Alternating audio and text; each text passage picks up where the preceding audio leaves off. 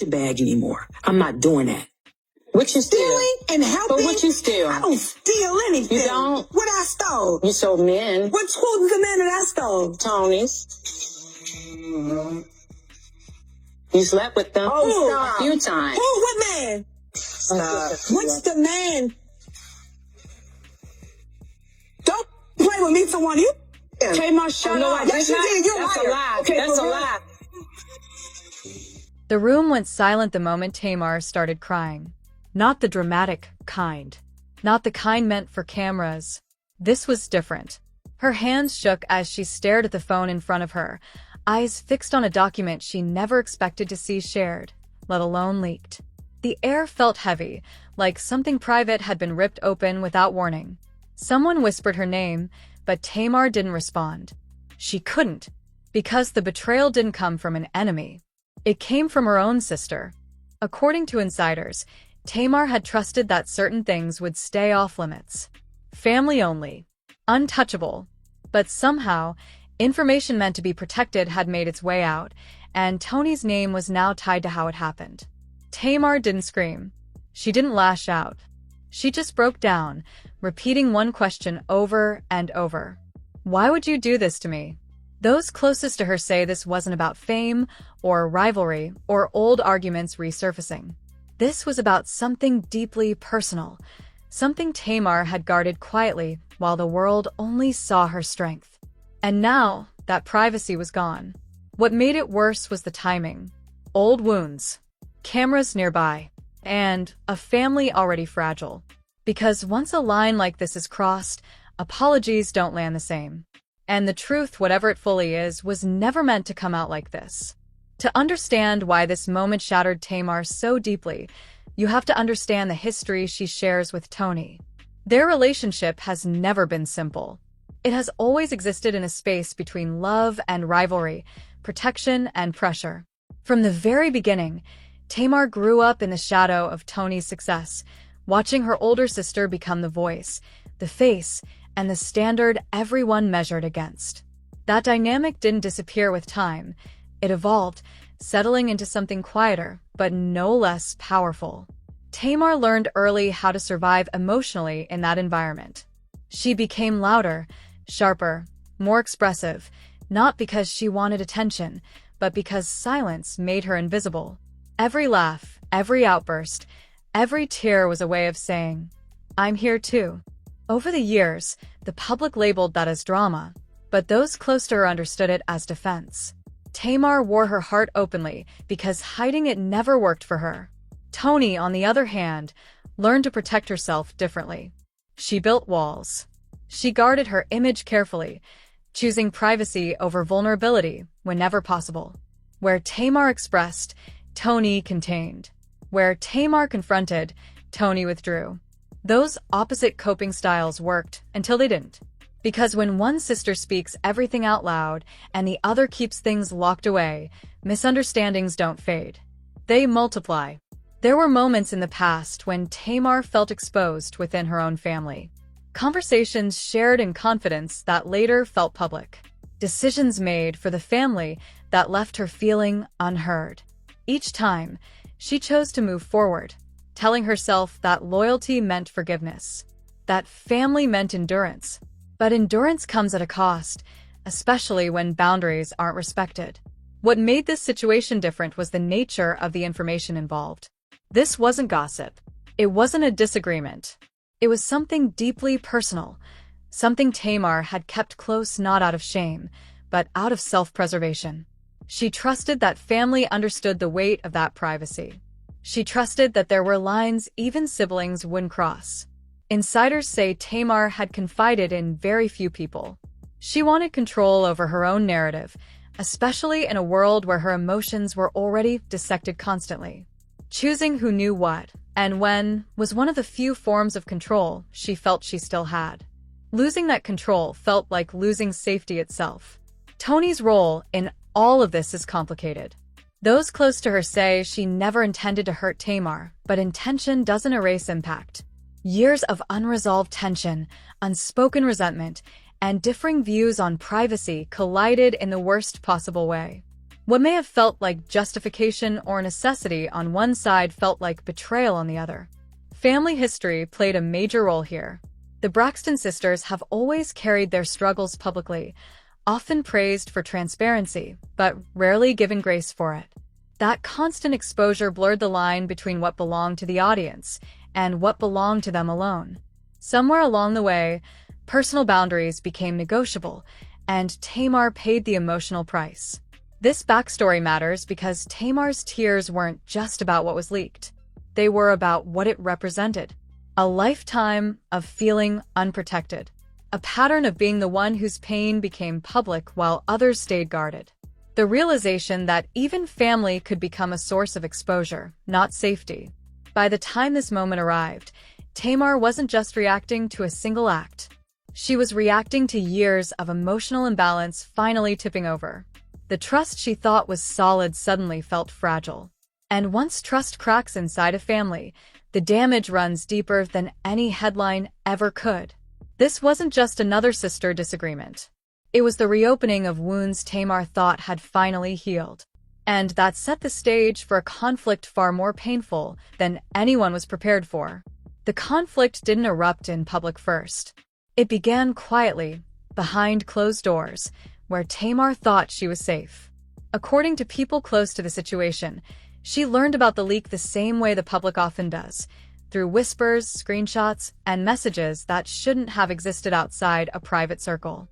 What stunned her wasn't just that information had escaped. It was how it escaped. The trail led back to someone she never imagined would be connected to it. Toni. At first, Tamar didn't want to believe it. She replayed conversations in her head, looking for any moment she might have misunderstood.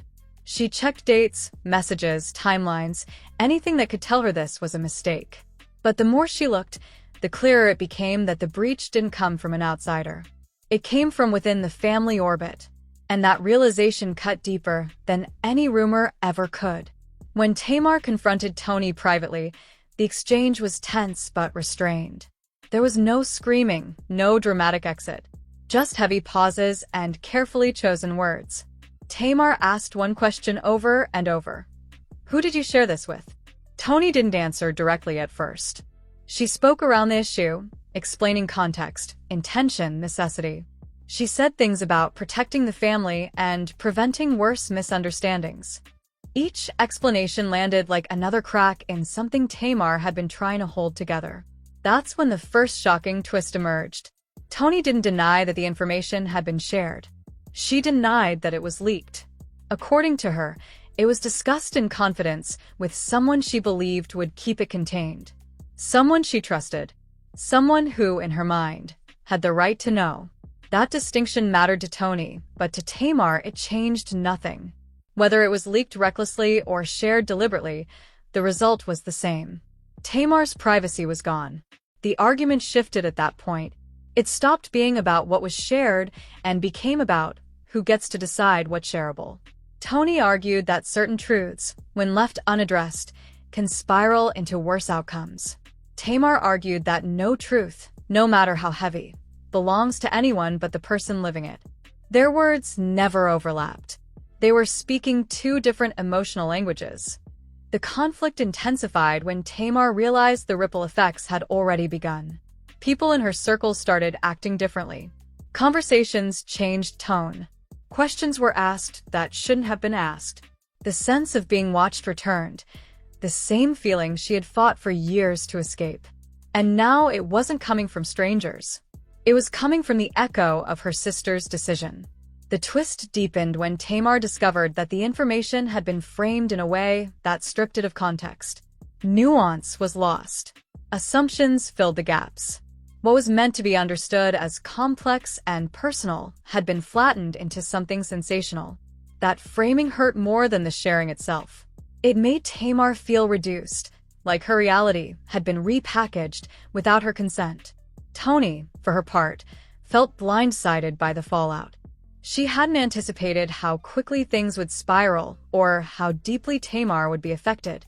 She believed she had acted from a place of responsibility, not betrayal. But intention couldn't shield her from the consequences. Each attempt to explain only widened the emotional distance between them. The first shocking twist fully landed when Tamar realized something even more painful. This wasn't the first time her privacy had been treated as negotiable. It was just the first time it had crossed a line she couldn't rationalize away. Patterns she had ignored for the sake of peace suddenly became impossible to unsee. And once you see a pattern, you can't pretend it's coincidence. By the end of that confrontation, nothing was resolved. There were no apologies that felt complete. No explanations that landed cleanly. Just two sisters standing on opposite sides of a boundary that had finally been drawn. The conflict wasn't about information anymore. It was about autonomy. And the truth that hit Tamar hardest was this: the people who love you most can still make choices that leave you exposed. That realization reframed everything she thought she knew about loyalty, protection, and family. What came next wouldn't be decided in one conversation. Because once trust is broken at this level, it doesn't heal quietly. It demands reckoning.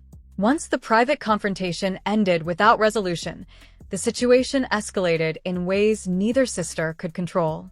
What had been contained within family walls began leaking into public spaces, not through official statements, but through behavior. Tamar grew noticeably distant. She stopped responding to certain calls, avoided shared spaces, and withdrew from conversations that once felt safe. That withdrawal didn't go unnoticed. In families like theirs, silence is rarely neutral. It's read as accusation, as judgment, as something waiting to explode. Meanwhile, whispers started circulating. Not detailed explanations, not clear facts, just fragments. People close to the family noticed the shift immediately. Tamar wasn't just hurt, she was guarded in a way they hadn't seen before. Every interaction felt measured, as if she was protecting herself from another unexpected breach. Toni, on the other hand, appeared conflicted. She didn't publicly address the situation, but those around her sensed defensiveness, mixed with regret. The emotional gap between the sisters widened, even when they were physically near each other. The escalation intensified when the public began connecting dots on their own. Fans noticed Tamar's sudden absence from shared appearances and her quiet, emotional demeanor in moments where she was usually expressive. Speculation filled the silence. The lack of clarity invited interpretation, and interpretation quickly turned into assumption. Tamar's pain became a topic of discussion rather than a personal experience, which only deepened the sense of violation she already felt. Then came the second major twist. A source close to the family revealed that the situation wasn't limited to one conversation or one act. According to this account, Tamar had previously set clear boundaries about what parts of her life were off-limits, even within the family. Those boundaries had been acknowledged verbally, but not respected consistently. Hearing that reframed the entire conflict. This wasn't a misunderstanding in the moment. It was the culmination of boundaries being treated as flexible when they should have been absolute. That revelation changed how people viewed Toni's role. It didn't turn her into a villain, but it complicated her position. The narrative shifted from a single mistake to a pattern of decision-making where Tamar's autonomy was secondary to what others believed was necessary. That shift mattered. It explained why Tamar's reaction felt so final, so heavy. She wasn't just responding to one breach. She was responding to the realization that her limits hadn't been taken seriously over time. The situation escalated further when Tamar reportedly declined to participate in family discussions meant to smooth things over. In the past, she might have agreed for the sake of unity. This time, she didn't. That refusal sent a clear message. Healing couldn't happen without accountability. And accountability couldn't exist without acknowledging the harm done. For the first time, Tamar chose distance over forced reconciliation. Toni felt the shift acutely. The usual rhythm of sisterhood, shared jokes, private check-ins, unspoken understanding, was gone. Attempts to reconnect felt strained. Conversations stayed on the surface, carefully avoiding the core issue. The emotional distance wasn't loud, but it was unmistakable. And in that quiet, resentment and regret had space to grow. The second twist fully landed when Tamar confided to someone close that the hardest part wasn't the public reaction. It was realizing she had protected everyone else's privacy while hers was treated as negotiable. That realization cut deep. It reframed her role within the family and forced her to reconsider what loyalty had cost her emotionally over the years. By this point, the escalation had moved beyond repair attempts. It was reshaping relationships. Other family members felt the tension, unsure of how to support one sister without betraying the other. Gatherings became awkward. Conversations felt incomplete. The emotional center of the family felt fractured, and no one knew how to put it back together without causing more damage. This phase of the story wasn't loud or dramatic in the traditional sense. It was heavy, it was slow, and it was devastating in a way that spectacle never could be. The second major twist wasn't a new leak or a public argument. It was the realization that boundaries, once crossed repeatedly, don't just bruise trust. They change how love is defined. And that change set the stage for fallout that would affect far more than just the two sisters involved. The fallout didn't arrive all at once. It crept in slowly, settling into every corner of Tamar's life and reshaping it in ways that were impossible to ignore. Publicly, people noticed the change immediately. Tamar's presence shifted. Her energy, once loud and expressive, became quieter and more contained. Interviews felt guarded. Smiles didn't linger as long. Fans sensed something was wrong even before any details surfaced, because Tamar had never been good at hiding when she was hurting. As speculation grew, the public response split sharply. Some people rushed to defend Tamar, pointing out how often her vulnerability had been used against her over the years. They saw her tears not as weakness, but as the result of carrying too much for too long. Others questioned why family matters were spiraling so publicly again, placing pressure on Tamar to be strong and move on, as if strength meant silence. That divide only made things heavier for her. No matter how she responded, someone felt disappointed. Behind closed doors, the emotional toll was even deeper. Tamar felt exposed in a way she hadn't experienced before. This wasn't about headlines or rumors. It was about losing the sense of safety she believed family provided. Trust, once cracked, made her question every interaction. She replayed old moments in her head, wondering how many times she had shared things assuming they were protected, only to realize that protection had never been guaranteed. Toni felt the fallout differently, but no less intensely. She faced criticism she hadn't anticipated, both from the public and within her own circle. People questioned her judgment, her intentions, her understanding of boundaries. Even those who sympathized with her believed the situation had gone too far. That realization forced Toni into a defensive posture, one that made genuine reconciliation harder. When you feel attacked, it's difficult to fully hear the pain you caused. The family dynamic shifted noticeably. Conversations became careful. Gatherings felt tense. Other relatives found themselves stuck in the middle, unsure how to support one sister without hurting the other. Silence became the default response, not because anyone wanted to ignore the issue, but because no one knew how to address it without making things worse. That silence, however, only amplified the emotional distance. Tamar struggled most with the feeling of being alone inside her own family. Even when people checked in, she felt misunderstood. What hurt her wasn't just the sharing of private information. It was the realization that her need for control over her own story had never been fully respected. That realization made her withdraw further, choosing solitude over conversations that felt performative or dismissive. Public pressure added another layer of strain. Fans demanded explanations. Media outlets speculated endlessly. Every appearance Tamar made was analyzed for clues about her emotional state. The expectation to perform resilience became exhausting. Crying made her look fragile. Staying composed made her look cold. There was no version of her response that felt safe anymore. The emotional fallout reached a breaking point when Tamar reportedly declined several opportunities to address the situation publicly. In the past, she might have used her voice to clarify, to defend, to explain. This time, she chose not to. That choice wasn't about avoidance. It was about preservation. She realized that speaking without being fully ready would only reopen wounds. She was still trying to understand herself. By this stage, the damage had spread beyond the original act. Relationships were strained. Trust was altered. The sense of unity the family had long presented felt fractured. Even if forgiveness was possible someday, it wouldn't come quickly or easily. Too much had been exposed, not just publicly, but emotionally. This phase of the story wasn't about drama or spectacle. It was about grief. Grief for trust that felt lost. Grief for boundaries that weren't honored. Grief for the version of family Tamar believed she had. And that grief set the stage for a final moment that would force everything into the open, whether anyone was ready or not. Just when it seemed like the damage had already reached its limit, a final twist surfaced, one that reframed the entire situation and made everything feel even heavier. According to someone close to the family, the information that caused Tamar to break down wasn't meant to leave a protected space at all. It wasn't shared to be discussed, debated, or judged.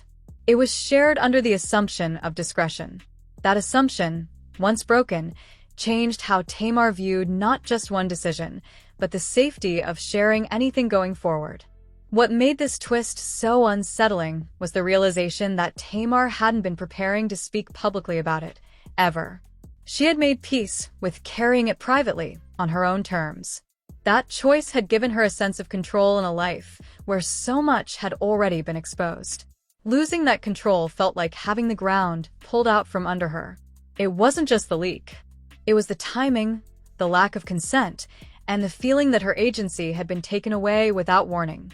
The cliffhanger deepened when Tamar reportedly made a decision that surprised those closest to her. She chose distance, not as punishment, but as protection. She stopped engaging in conversations that felt circular.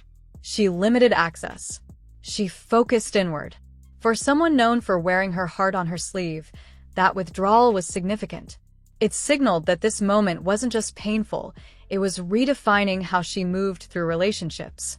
Toni, meanwhile, was left grappling with the consequences of a choice she may not have fully understood at the time. Even if her intentions weren't malicious, the impact was undeniable. The emotional gap between the sisters widened, not through anger, but through unresolved hurt. Attempts at communication stalled. Apologies felt incomplete. Explanations didn't land. The distance became its own language. The most chilling part of the twist came from one lingering question that no one could answer yet. Would Tamar ever be willing to talk about this openly on her own terms? Or had that opportunity been taken from her forever? Those close to her said she was weighing whether speaking would bring relief or reopen wounds she was still trying to heal. The story now stood at a crossroads. Reconciliation was possible, but only if accountability met understanding. Silence was possible too, but it came with the risk of unresolved pain becoming permanent. Neither path promised peace. Both required something difficult. The final twist wasn't about what was shared. It was about what was lost in the sharing. And the cliffhanger wasn't whether the sisters would speak again. It was whether trust, once broken this deeply, could ever be rebuilt without further harm. Because some betrayals don't end in confrontation. They end in quiet distance. And that distance can last longer than any headline ever will. This is where the story pauses, not because it has ended, but because the next step belongs to the people living it. Tamar's tears weren't about attention or drama. They were about privacy, consent, and the deep pain that comes when family becomes a source of exposure instead of safety. Toni's role, complicated and layered, reminds us how intention and impact don't always align, and how accountability matters even when harm wasn't meant. So now the questions turn to you. If you were in Tamar's place, would you eventually speak publicly and reclaim your narrative? Or would you protect your peace by keeping parts of your life forever private, even if others continue to speculate? And if you were Toni, how would you repair trust once a line like this has been crossed? This story isn't just about sisters. It's about boundaries. About who gets to decide when something personal becomes public. About how easily love can coexist with hurt, and how hard it is to rebuild once trust is shaken. We want to hear your thoughts. Do you believe time and accountability can heal this kind of fracture? Or Do some wounds change relationships forever? Share a perspective in the comments, stay part of the conversation, and stay tuned. Because if Tamar ever chooses to speak again, on her own terms, it won't just be another moment. It will be a reckoning. And the next chapter, whenever it comes, will change everything.